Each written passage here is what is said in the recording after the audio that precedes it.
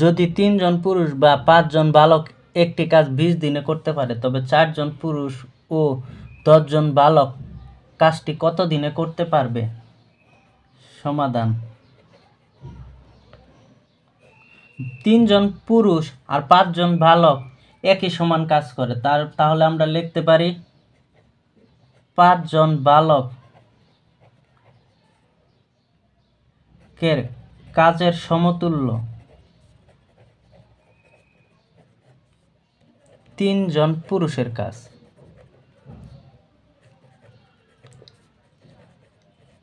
তাহলে একজন বালকের কাজের সমতুল্য 3/5 জন পুরুষের কাজ। যেহেতু বালক আছে 10 জন, তাহলে লিখব 10 জন বালকের কাজের সমতুল্য 3 গুণন 10 ভাগ হবে 5, 5 দুগুণে 10 বা সমান সমান 6 জন পুরুষের কাজ। অর্থাৎ 10 জন বালক যে কাজ করে 6 জন পুরুষ একই কাজ করে।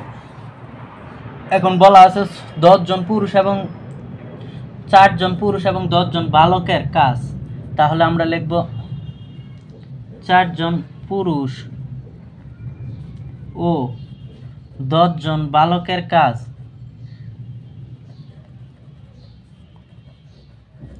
সমতুল্য। যেহেতু 4 জন পুরুষ তার মানে 4 প্লাস 10 জন বালক মানে 6 জন পুরুষের সমান সমান হবে 10 জন পুরুষের কাজ।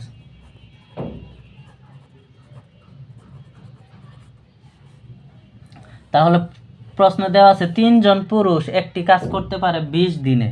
তাহলে লিখব 3 জন পুরুষ কাজটি করতে পারে 20 দিনে।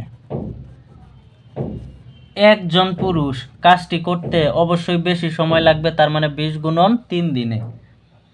এবং এখানে আছে 10 জন পুরুষ, তাহলে 10 জন পুরুষ কাজটি করতে পারে 20 গুণন 3 ভাগ হবে 10, 10 দুগুণে 20 সমান হলো 6 দিনে। অর্থাৎ 4 জন পুরুষ আর 10 জন বালক কাজটি একত্রে করতে পারবে 6 দিনে। এটাই হবে অ্যান্সার। এখন এই অঙ্কটা আমরা সংক্ষিপ্ত পদ্ধতিতেও করতে পারবো, সেজন্য আমরা অঙ্কটা এখন সংক্ষিপ্ত পদ্ধতিতে আপনাদের করে দেখাবো। আশা করি আপনারা সংক্ষিপ্ত পদ্ধতিতে অতি সহজে অঙ্কটি সমাধান করতে পারবেন।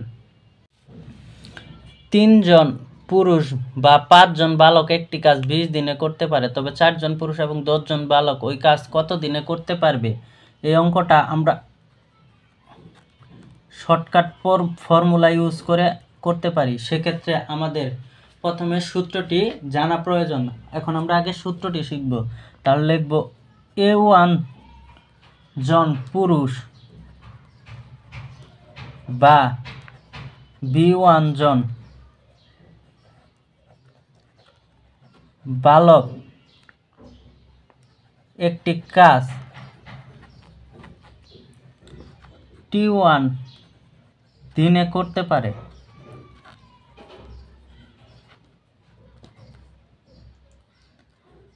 A2 জন পুরুষ এবং B2 জন বালক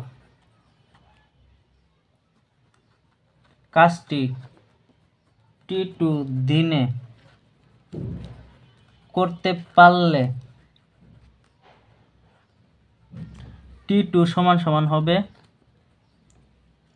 A1 গুণন B1 গুণন T1 ভাগ হবে A1 গুণন B2 যোগ A2 গুণন হবে B1। এখন আমরা অঙ্কটা সমাধান করব। অ্যান্সার।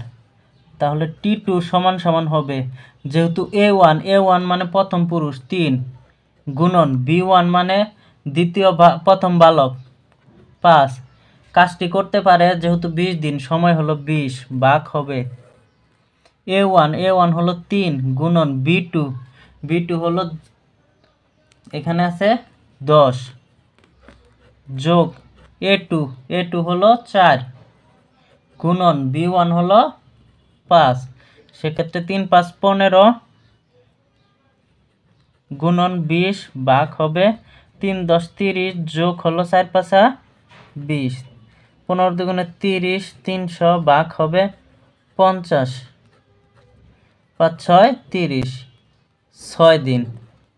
অ্যান্সার হবে 6 দিন।